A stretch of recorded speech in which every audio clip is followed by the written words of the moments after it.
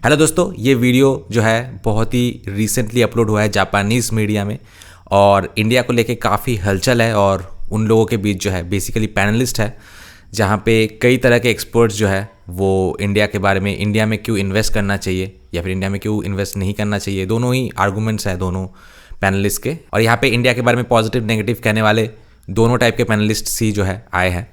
तो चलिए वीडियो शुरू करते हैं। तो दोस्तों, स्क्रीन पे जो प्रोजेक्ट्स आपको दिख रहे हैं, अगर आप उनमें इन्वेस्ट करके अच्छा प्रॉफिट कमाना चाहते हैं तो मुझे व्हाट्सएप या फिर कॉल करें इस नंबर पे। और साथ ही बता दूं, जो कि हमारे इंडीवर्ल्ड के ऑर्गेनिक प्रोडक्ट्स जो है ट्राई करना चाहते हैं वो ऑर्डर कर सकते हैं। और आज ही काफ़ी सारे नए राइस वेरिएंट्स का जो है हार्वेस्टिंग हुआ है। तो अगर आपको बिल्कुल फ्रेश ऑर्गेनिक राइस चाहिए या फिर हनी या फिर ऑर्गेनिक गुड़ या फिर हमारे दूसरे प्रोडक्ट्स जो है वो चाहिए तो मुझे कॉन्टैक्ट कीजिए इस नंबर पे। भारत ने इस महीने कंप्यूटर और टैबलेट्स के लिए एक नया इंपॉर्टेंट कंट्रोल सिस्टम लॉन्च किया है। भारत द्वारा कंपनी को इंपोर्ट किए जाने वाले प्रोडक्ट्स की मात्रा और प्राइस प्री रजिस्टर करना जरूरी है। इंडिया के इस प्रोटेक्शनिस्ट पॉलिसी के पीछे मोदी गवर्नमेंट का न्यू मैन्युफैक्चरिंग इंडस्ट्री इनिशिएटिव है जो 2014 में स्टार्ट हुआ था। इंडिया प्रोडक्शन बेसिस सेट करने और इंपोर्ट्स के बजाय होम ग्रोन मैन्युफैक्चरिंग को प्रमोट करने के लिए फॉरेन मैन्युफैक्चरिंग को अट्रैक्ट करने की कोशिश कर रहा है। इंडिया चाइना को पीछे छोड़कर दुनिया की लार्जेस्ट पॉपुलेशन वाली कंट्री बन गई है। इंडिया की जीडीपी 2027 में जापान से आगे निकल जाएगी और दुनिया की थर्ड लार्जेस्ट इकोनॉमी बन जाएगी। इस बैकड्रॉप में इंडिया की इकोनॉमिक ग्रोथ को लेकर मार्केट की एक्सपेक्टेशंस बढ़ रही हैं। क्या इंडियन स्टॉक सच में फायदे का सौदा है? हम इंडियन इकोनॉमी की रियल पिक्चर और इसकी फ्यूचर प्रोस्पेक्ट्स पर नजर डालते हैं। चलिए मैं आपको हमारे गेस्ट से मिलवाती हूँ। सबसे पहले मैं अपने गेस्ट को इंट्रोड्यूस करवाना चाहूंगी जो भारत की पॉलिटिकल इकोनॉमी में स्पेशलिस्ट है। वो भारत में डेमोक्रेसी और डेवलपमेंट के बीच रिलेशन की स्टडी करते हैं। ये है इंस्टीट्यूट ऑफ डेवलपिंग इकोनॉमीज के मिस्टर काजुकी मिनातो। और नेक्स्ट है Sumitomo Mitsui, DS asset management से प्रोडक्ट स्पेशलिस्ट मिस्टर योसुकी मिमाकी है जो भारत के साथ साथ ऑलमोस्ट 30 सालों के ग्लोबल इक्विटी मैनेजमेंट में इन्वॉल्व रहे हैं। Thank you for coming today. हम एक बार फिर इस पर बात करना चाहेंगे। इंडिया ने इस महीने से एक्सपोर्ट को कंट्रोल करने के लिए एक सिस्टम स्टार्ट किया है। अगस्त में पॉलिसी थी कि लाइसेंसिंग सिस्टम लेना होगा। एप्पल और इंटेल ने इंडियन साइड का प्रोटेस्ट किया। इसीलिए इंडिया ने प्रोडक्ट प्राइसेस और क्वांटिटीज के प्री रजिस्ट्रेशन को रिक्वायर करने का डिसाइड किया। इंडिया की प्रोटेक्शनिस्ट पॉलिसी जिस तरह से इंट्रोड्यूस की गई है, इस बारे में बताएं। आप इसे अपने आप में कैसे देखते हैं? जी हाँ, मोदी एडमिनिस्ट्रेशन की चर्चा अक्सर डोमेस्टिकली इकोनॉमिक रिफॉर्म्स और अब्रॉड में इन्वेस्टमेंट अट्रैक्ट करने को लेकर की जाती है। इनफैक्ट इतना ही नहीं, मोदी जी की गवर्नमेंट प्रोटेक्शनिस्ट इकोनॉमिक पॉलिसीज को अडॉप्ट कर रही है। 2020 में पेंडेमिक में इसमें प्रोग्रेस हुआ। उसके बाद सिचुएशन काफी प्रोग्रेसिव हो गई और आज तक ऐसी सिचुएशन बनी हुई है। फॉर एग्जाम्पल, प्रोटेक्शनिस्ट पॉलिसी से क्या आपका मतलब टैरिफ से है? Yes, that's right. इसका एक एग्जाम्पल टैरिफ्स में इंक्रीज है। मोदी गवर्नमेंट ने काफी बड़ी रेंज की चीजों पर टैरिफ्स बढ़ा दिया है। और भारत 1990 के दशक से अपनी इकोनॉमी को लिबरलाइज बना रहा है और टैरिफ्स को बढ़ा रहा है। 2017-18 से टैरिफ रेट्स बढ़ रही हैं, मगर सिचुएशन बदल गई है। जैसा कि आपने पहले वीडियो में देखा, हमारी पॉलिसी का स्लोगन मेक इन इंडिया है, जिसका मतलब है इंडिया को बेटर प्लेस बनाना। ये एक ऐसा स्लोगन है जिस पर मिस्टर मोदी 2014 से ही अपने ऑफिस संभालने के टाइम से ही काम कर रहे हैं। ये फॉरेन कैपिटल को अट्रैक्ट करने और उन्हें इंडिया में प्रोडक्ट्स बनाने के लिए एनकरेज करने की पॉलिसी है। मोदी एडमिनिस्ट्रेशन का एक टूल PLI है। ये एक इंसेंटिव पॉलिसी है जो कई आइटम्स के स्टैंडर्ड्स को पूरा करने वाली प्रोडक्शन फैसिलिटीज को बिल्ड करने वाली फॉरेन और डोमेस्टिक कंपनीज को सब्सिडीज प्रोवाइड करती है।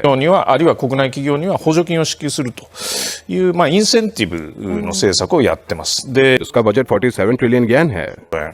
इसमें IT हार्डवेयर, कंज्यूमर इलेक्ट्रॉनिक्स और ऑटोमोबाइल्स को शामिल किया जाना चाहिए। लेकिन अगर आप मैन्युफैक्चरिंग और GDP के रेशियो को देखें तो ये एक्चुअली नीचे जा रहा है। मिनातो सैन, आप क्या कहेंगे? हमें इस बारे में क्या सोचना चाहिए?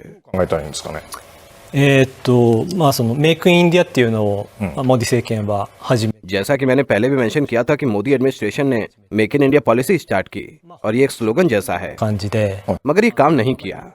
मोदी गवर्नमेंट ने मैन्युफैक्चरिंग से लेकर GDP के परसेंटेज को 25% तक बढ़ाने की कोशिश की। というふうにしたんですけども टारगेट 25% बढ़ाने का था, मगर ये काम नहीं किया। いかなくて、でそこ इसीलिए मोदी गवर्नमेंट ने इस PLI नाम की पॉलिसी को 2020 में लॉन्च किया। 10年に打ち上げて それはに ये 2020 में स्टार्ट हुआ था और तब से ये नीचे जा रहा है। हाँ, और ये काफी बड़ा स्केल है और आप देख सकते हैं कि 47 ट्रिलियन येन का प्लान है और ये काफी बड़ी स्केल पॉलिसी है, लेकिन ये श्योर नहीं है कि ये कितना इफेक्टिव रहा है। इस फैक्ट के बावजूद कि गवर्नमेंट टैक्स पेयर्स का पैसा लार्ज अमाउंट में स्पेंड कर रही है, उन्हें किस तरह के रिजल्ट्स मिल रहे हैं इसका प्रॉपर इन्फॉर्मेशन नहीं दे रही है। कुछ पार्शियल इन्फॉर्मेशन है, लेकिन जैसा कि हम देख सकते हैं कि ये उतना अच्छा नहीं चल रहा जितना गवर्नमेंट बताती है। मुझे लगता है कि हम ऐसा कह सकते हैं कि इसका बहुत कम इफेक्ट पड़ा है, स्पेशली जब एम्प्लॉयमेंट अपॉर्चुनिटीज बढ़ाने की बात आती है तब। हालांकि हमें स्टार्ट किए हुए 2 साल हो चुके हैं और ये हमारा तीसरा साल है। मुझे लगता है कि फ्यूचर में क्या होगा इस पर नजर रखना काफी बेहतर होगा। 注視していった方がいいかなと思います。 मैंने सुना है कि एप्पल इंडिया में आईफोन बनाना स्टार्ट करने वाला है। 来るようになっ इस न्यूज से मुझे लग रहा है कि इस पॉलिसी का असर हो रहा है, てんのかなという印象もニュースから見えますけども、あれは लेकिन क्या ये एक छोटी सी शुरुआत नहीं लगती? मैं पर्टिकुलरली सेलफोन बिजनेस के बारे में बात करना चाहूंगा, जो कि इन 14 एरियाज में शामिल है। もう、携帯電話について इंडिया का सेलफोन एक्सपोर्ट इंक्रीज हो रहा है और साथ साथ इंडिया द्वारा PLI स्टार्ट करने के बाद भारत के सेलफोन पार्ट्स के इंपोर्ट्स में ड्रामेटिक इंक्रीज हुआ है। すごい増えてるんですね。だから結局 इसीलिए एंड में इंडिया मैन्युफैक्चरिंग नहीं कर रहा, बल्कि सिर्फ असेंबली कर रहा है। なんじゃないかと、製造してるんじゃなくてただ組み立ててるだけなんじゃないかと。だからあまりその、इसीलिए बताया गया है कि इंडिया सेलफोन्स के मामले में ज्यादा वैल्यू ऐड नहीं कर रहा है। 携帯電話については指摘されていますね。 लेकिन ये कुछ नहीं करने से तो काफी अच्छा है। कुछ लोग सोचते हैं कि ऐसा असेंबली लेबर इंटेंसिव होता है और जॉब क्रिएट होती है। हालांकि उन्हें यह डिस्कस करने की जरूरत है कि क्या उन्हें इस पर इतना पैसा स्पेंड करना चाहिए या नहीं। のは議論しなきゃダメで、その प्रॉब्लम यह है कि उनके पास उस डिस्कशन को बेस बनाने के लिए डेटा नहीं है। 三巻さんचलिए मिस्टर मिनातो से पूछते हैं। मैं समझता हूँ कि आपने स्टॉक्स में इन्वेस्ट करके एक फंड बनाया है, स्पेशली इंडियन स्टॉक्स में। क्या आपको लगता है कि मैन्युफैक्चरिंग के अलावा दूसरे एरियाज में इंडिया की इमेज स्ट्रांग है? の部分が強い、そういうイメージになってくるんですか。 そうですね। इंडिया इंफ्रास्ट्रक्चर रिलेटेड इन्वेस्टमेंट और मैन्युफैक्चरिंग इंडस्ट्री से रिलेटेड दूसरे एरियाज में स्ट्रांग है। प्योर मैन्युफैक्चरिंग के मामले में मुझे लगता है कि इंडिया को अभी भी लंबा रास्ता तय करना है। हालांकि जैसा मैंने पहले मेंशन किया था कि PLI काफी लंबे समय से लागू नहीं है, और इस फैक्ट के अलावा कि ये काफी लंबे समय से लागू नहीं है, ये जरूरी नहीं है कि इंडिया में लोग इसलिए इन्वेस्ट करें क्योंकि वहाँ इंसेंटिव मिलता है। मुझे लगता है कि लोग मार्केट के अट्रैक्टिवनेस के कारण इंडिया में इन्वेस्ट करते हैं। क्या इकोनॉमी ग्रो कर रही है? इंडिया की इकोनॉमी 10 साल पहले की तुलना में काफी बढ़ी है और मुझे यकीन है कि ये फ्यूचर में और ग्रो करता रहेगा। मेरा मानना है कि फ्यूचर में इंडियन मार्केट की ग्रोथ की उम्मीद करने वाले इन्वेस्टमेंट सामने आएंगे। हम उम्मीद करते हैं कि ये कुछ समय की बात होगी जब ये सही डायरेक्शन में जाने लगेगा।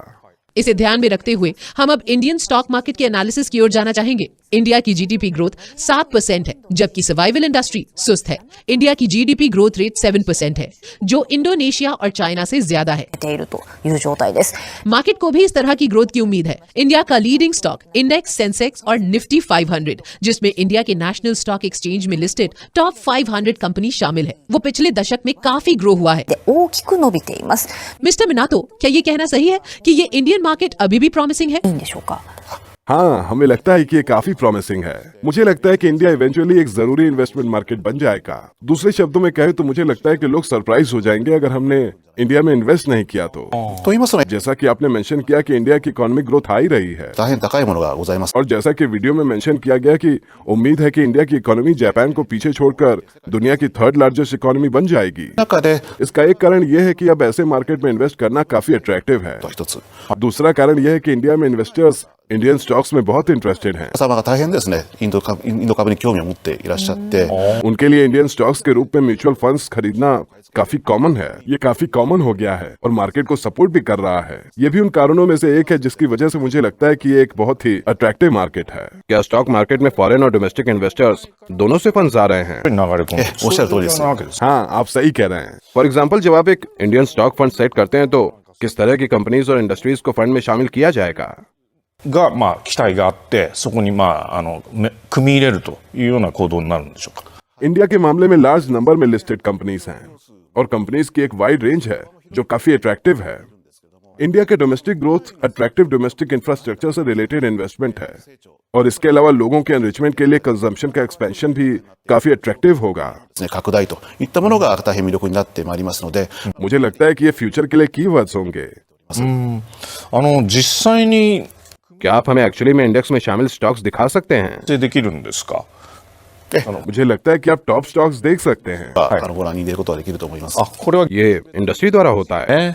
はい。 हाँ, और मुझे लगता है कि मटेरियल्स और कैपिटल गुड्स, इनका मतलब है कि अभी भी डोमेस्टिक डिमांड्स वाली काफी इंडस्ट्रीज मौजूद हैं। फंड में शामिल top stocks 自体の組入れ銘柄なんですけども上位なんですが、 financial services, insurance, software, banking, materials, capital goods और कंज्यूमर सर्विसेज हैं।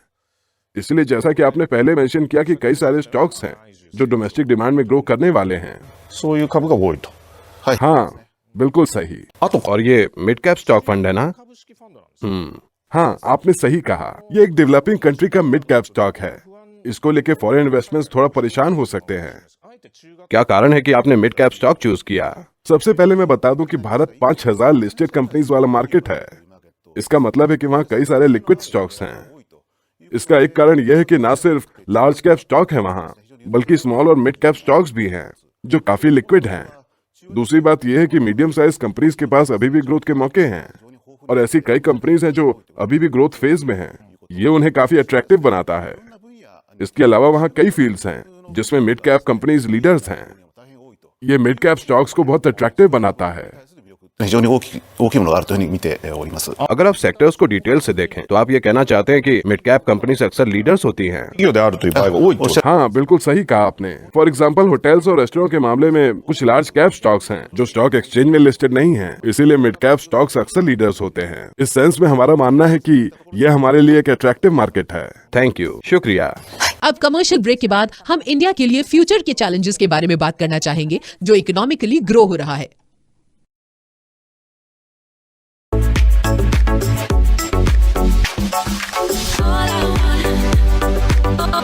तो सबसे पहले यूजर MB3ST8YX ने कमेंट किया है कि अब से रुपी जो है वो बहुत स्ट्रांग होने वाला है, जबकि US डॉलर ग्रेजुअली वीक ही होता जाएगा। तो अब से 20 साल बाद जो एरा आने वाला है वो इंडिया का ही एरा होगा। In other words, I will by Indian stocks for long term. उसके बाद यूजर MH6ZY ने कमेंट किया कि 2050 की GDP फोरकास्ट उनका सीक्वेंस कुछ इस तरीके का होगा। नंबर 1 पे चाइना, नंबर 2 पे इंडिया, 3 पे अमेरिका। अब क्योंकि the so called number 1 China recent real estate bubble के दौरान बहुत तरीके से जो है कोलैप्स कर चुका है, तो ये कोई सरप्राइज की बात नहीं होगी कि अगर नंबर 1 और 2 की जगह अदल बदल हो जाए, यानी कि इंडिया नंबर 1 पे हो। उसके बाद मनी आइज ने कमेंट किया कि ग्लोबलिज्म से कोई भी देश अमीर नहीं बन सकता। ये पूरा सिस्टम जो है सिर्फ सप्लाई का खेल है, जो कि हाई डिमांड वाले देश जहां पे कॉस्टली आइटम्स का बहुत सारा डिमांड है उनको केटर करने का तरीका है। अगर इंडिया के पॉलिसीज इस मामले में प्रोटेक्शनिस्ट है, मतलब India really cares about his people. उसके बाद पेनटेक्स्ट 0 ने कमेंट किया कि मैं खुद अपने कुछ स्पेसिफिक अकाउंट्स में सेविंग्स करके इंडियन स्टॉक्स बाय करता हूं और S&P अगर 500 से नीचे भी जाता है तभी भी इंडियन फंड्स जो है नीचे नहीं जाएगा। ये मेरा पर्सनल ओपिनियन है। वैसे तो मैं स्टॉक मार्केट्स के बारे में ज़्यादा कुछ जानता नहीं हूँ, लेकिन मैंने गूगल किया तो जाना कि S&P 500 का मतलब है कि ये स्टॉक मार्केट इंडेक्स है जिससे स्टॉक परफॉर्मेंस ट्रैक किया जाता है। उसके बाद यूजर PM7W3GI ने कमेंट किया कि जिस रफ्तार से इंडियन इकोनॉमी ग्रो हो रही है, आई वंडर कि जब इंडिया लीड करने लगेगी तब इंटरनेशनल कम्युनिटी उस पर कैसे रिएक्ट करेगा। रिएक्शन तो कैसा होगा वो हमें पता है, पूरा का पूरा जो दुनिया है वो हमारे पीछे लग जाएगा। इन गोरों को अलग से जो है मिर्ची लगती है इंडिया के डेवलपमेंट में। आपको मैं एक कॉमन इंस्टेंस दूंगा, बहुत सारे लोग जो है मेरे साथ एग्री नहीं भी कर सकते हैं इस मामले में, बट ये मेरा एक पर्सनल जो है बहुत ही क्या बोलूँ माइन्यूट ऑब्जर्वेशन है। आप देखेंगे कि ऑस्ट्रेलिया और न्यूजीलैंड जैसी टीम जब इंडिया के खिलाफ बड़े मैच में उतरते हैं तो उनको इंडिया का हराने का जो है एक अलग ही मोटिवेशन रहता है, एक अलग ही खुन्नस रहते हैं उनके बीच। इतने टाइप के माइंड गेम्स वो खेलते हैं फील्ड में। एक क्रिकेट जो है सिर्फ बैट और बॉल का ही खेल नहीं है, बहुत सारे माइंड गेम्स और पर्सनल ग्रज जो है वो भी कहीं ना कहीं जो है दिखता है और काम में भी आता है ऑस्ट्रेलिया में। तो चाहे कोई और मैच कैसी भी हो, लेकिन इंडिया के खिलाफ जब ये लोग खेलने उतरते हैं तो दिल में एक पुराने जो कॉलोनियलिस्ट जो खुन्नस है कि ये इंडियंस होके हमसे ऊपर कैसे जा सकते हैं, वो मेंटेलिटी लेके पूरा 100 क्या 200% देते हैं फील्ड में। और हमारे में क्योंकि बहुत सारे लोग हैं जो कि उनको ही आइडल मानते हैं और उनकी पूजा करते हैं बेसिकली मन ही मन, और उनको सुपीरियर मानते हैं, तो इसीलिए जो है जब इंडियन खिलाड़ी ग्राउंड पे जाते हैं तो उनका अलग ही एक मतलब वो पहले से ही मान के बैठे हुए हैं कि वो एक सुपीरियर टीम के साथ खेल रहे हैं।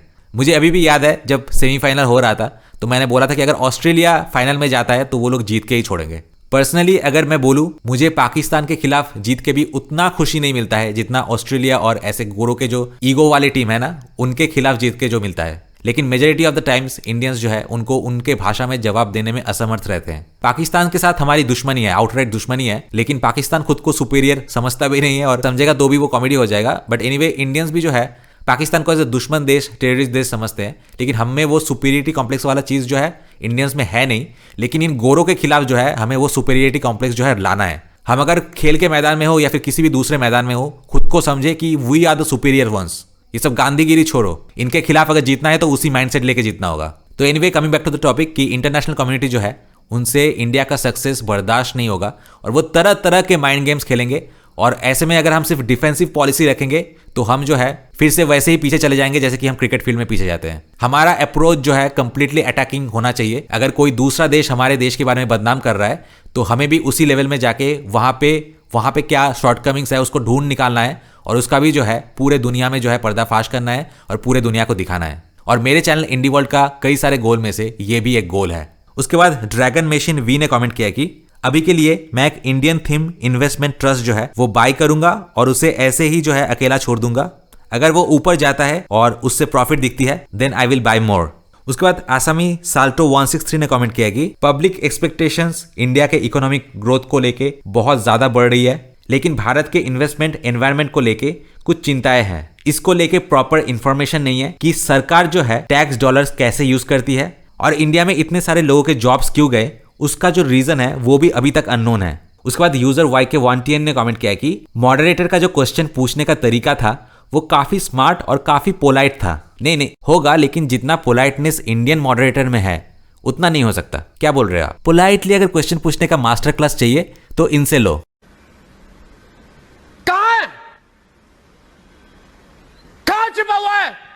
वैसे जिसको ये क्वेश्चन कर रहे थे उनके लिए वही टोन ही एप्रोप्रिएट टोन है। उसके बाद यानो 6916 ने कमेंट किया कि मुझे इंडिया से बहुत ज्यादा उम्मीद है। अगर इंडिया अच्छा करता है तो मुझे ये भी लगता है कि ऑर्कन ठीक रहेगा। मुझे ये समझ में नहीं आया कि ऑर्कन क्या है और क्या ठीक रहेगा।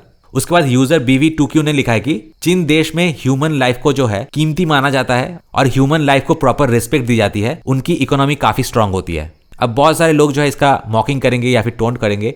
इंडिया के लिए बहुत सारे मायनों में सच है और बहुत सारे मायनों में जो है सच नहीं भी है। किन किन जगह में ये सच है अगर मैं वो बताऊं तो जिस तरीके से इंडिया के सरकार सिर्फ इंडियन नागरिकों का ही नहीं, बाहर के नागरिकों का भी, जब वो किसी मुश्किल सिचुएशन में किसी देश में फंसे हुए होते हैं, वहां से जो इंडियन एम्बेसी या फिर इंडियन गवर्नमेंट बॉडीज जो है जिस तरीके से उनको रेस्क्यू करता है वो कोई भी देश नहीं करता है। तो चाहे कई देशों में फर्स्ट एड भेजना हो, उनको मेडिकल सेवाएं देना हो, वैक्सीन देना हो, लोगों के जान बचाना हो, तो वहां पे जो है इंडिया काफी सारे मायनों में जो है सच में अपने देश के लोगों के जान को जो है बहुत ज्यादा इंपॉर्टेंस देती है और वैल्यू भी करती है।